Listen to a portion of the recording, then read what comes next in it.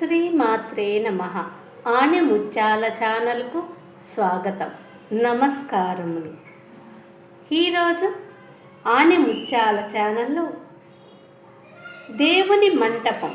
ఈ దేవుని మంటపం ఏ చెక్కతో చేయాలి? శుభ ఫలితాల రహస్యమేమిటి? ఇది ధర్మ సందేశమా, ఆధ్యాత్మిక సందేశమా? మన ఇంట్లో దేవుని మంటపం అనేది చాలా పవిత్రమైన స్థానం దేవుని మంటపానికి ఉంది.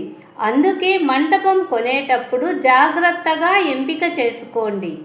టేకు చెక్క, ఇది చాలా బలంగా ఉంటుంది, ఎన్ని సంవత్సరాలైనా మన్నుతుంది. సాగవని చెక్క తేమ లేకుండా నీటిని, పురుగులను తట్టుకొని ఉంటుంది.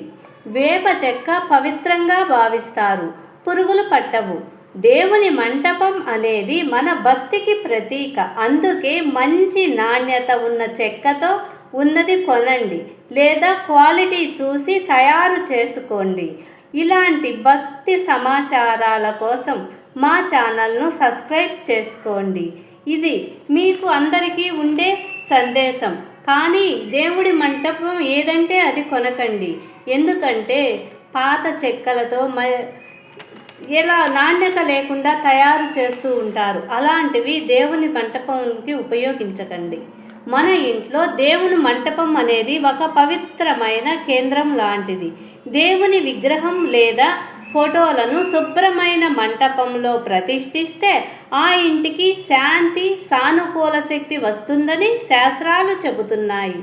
మంటపం ఎత్తుగా, శుభ్రంగా, దీప ఆరాధన చేసి దీపం వెలిగించే స్థలం ఉండేలా ఏర్పాటు చేసుకోండి. వాస్తు ప్రకారం దేవుని మంటపం తూర్పు లేదా ఉత్తర దిశలో ఉంచితే శుభ ఫలితాలు కలుగుతాయి. ఈశాన్య మూల అంటే ఉత్తరం, తూర్పు కోణం మధ్యలో అత్యంత శ్రేష్టమైనది. పూజ చేసే వ్యక్తి తూర్పు లేదా ఉత్తర దిశ వైపు చూసే కూర్చుని పూజ చేసేలా ఉండాలి.